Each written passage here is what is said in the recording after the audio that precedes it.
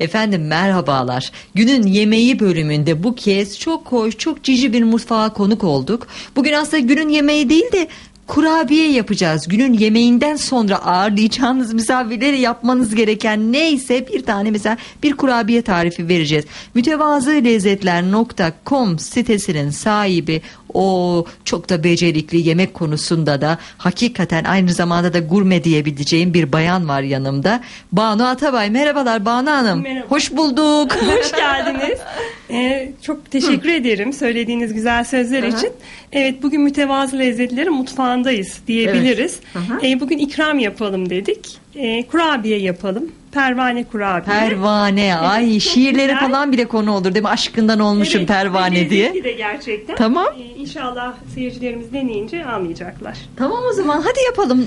Ben de öğrenmiş olurum, kurabiyeyi pek seviyorum. Ben de. Çocukluğumdan beri kek ve kurabiye üzerine yapmadım kalmadı zaten. Herhalde bu kitaplarda o yüzden ortaya çıktı. Değil mi? Çok Hadi merak yapalım da yiyelim. Hadi yapalım. Hadi yapalım. Pervane kurabiyenin malzemeleri: yarım paket margarin, bir yumurta, bir çorba kaşığı yoğurt, bir su bardağı pudra şekeri, bir paket vanilya, bir tutam tuz, bir çay kaşığı kabartma tozu, 1,5 çorba kaşığı kakao, alabildiğine un.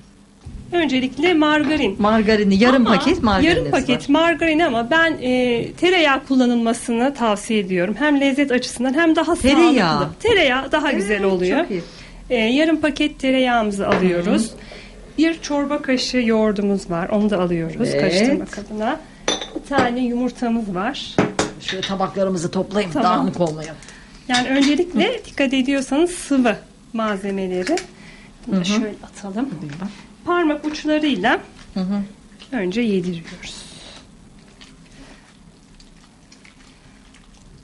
Böyle sesler de çok enteresan olur yoğurma esnasında. Olsun, o lezzetin sesi Banu Hanım. Şimdi biraz karıştırdıktan sonra pudra şekerini ilave ediyoruz. Özellikle pudra şekerinin kullanılmasını tavsiye ediyorum. Toz şeker erimiyor. Kıtır kıtır ifade Tabii ki, veriyor tabii ve ki. hoş olmuyor. Böyle hani yağın kokusu da geliyor ya margarinin. Benim çok hoşuma Öyle gidiyor. mi? Evet. Aslında koku alabilmek çok önemli bir şey. Ben bir rahatsızlık geçirdim. Uzun süre koku alamadım. Yani koku çok önemli bir nimetmiş aslında. Onu öğrendim. Yani bir gıda sanki. Evet. Şimdi yavaş yavaş unu eklemeye başladım. Çünkü un da eritiyor. Ben yardımcı olayım mı size Çok de? memnun olurum. Tamam. Şöyle. Tamam. Dökeyim mi? Ah, Biraz daha alalım. biraz daha.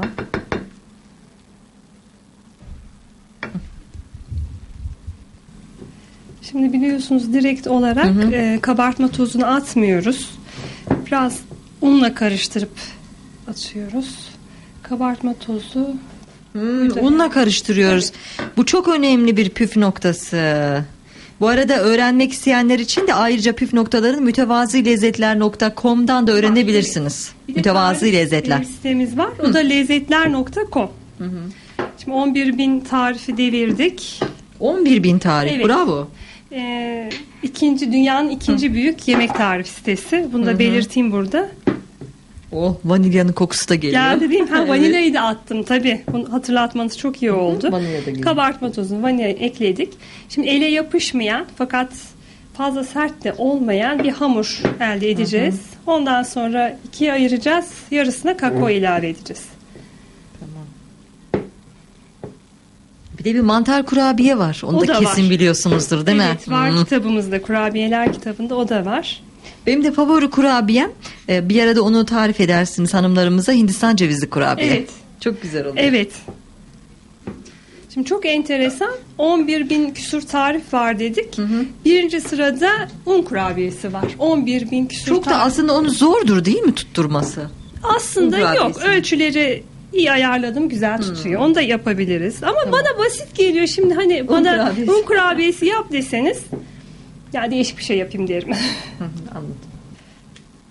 Gelen var, sıçradı. Birisi gelecek. Öyle diyordum. Sonra dedim artık beceriksizliğin adı birisi gelecek oldu. olur mu hiç? Bakın şimdi 1,5 çorba kaşığı kakaomuz var. Onu ilave ediyoruz.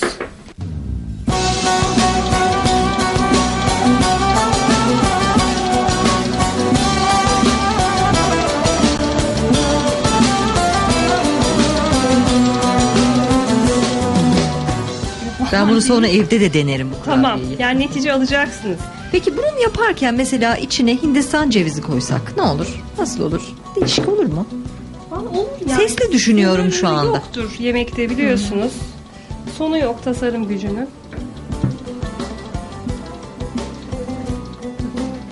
Şimdi çok şey olmayacak, ince olmayacak. Şöyle bıçak sırtı tabir ettiğimiz.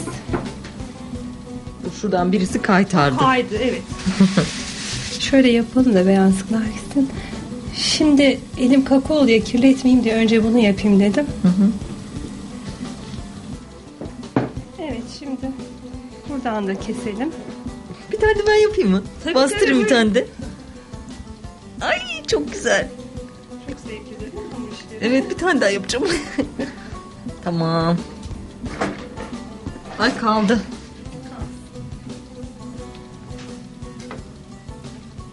Şu erbabına bırakayım ben. Buyurun. Estağfurullah. Buyurun şu içinde kal. Tamam şimdi örnek olarak Tamam. gösterelim. Şimdi 4 tane yuvarlağa ihtiyacımız var.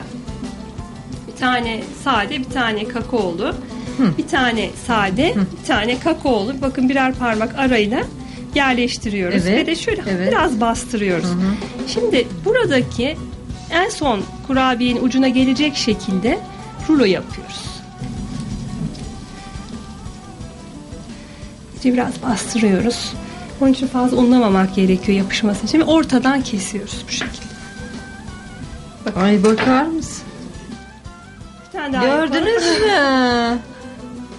Böyle oldu. Bir tane daha yap. Bir tane kakaolu, bir tane sade, bir tane kakaolu, bir tane sade. Biraz bastırıyoruz açılmaması için. En uçtakinin ucuna gelecek şekilde rulo yapıyoruz.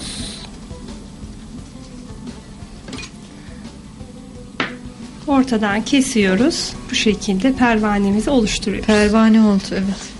Çok güzel. Güzel. Hadi bunu pişirelim. Pişirelim. Oh pişti kurabiyelerimiz. Evet. Hatta soğuttuk bile. Kaç Soğuttuk. derecede pişti bunlar? Özellikle kızgın fırına vermek önemli. 190-200 derece önceden kızdırılmış fırında en fazla 15 dakika. Yani fazla sararmasını istemiyoruz beyazların. 180 derecede. 190-200 arası. Evet yani bayağı kızgın bir fırın oluyor. Ve hemen şekli bozulmadan, dağılmadan alıyoruz. Ben bir bakayım tadına. Tabii buyurun.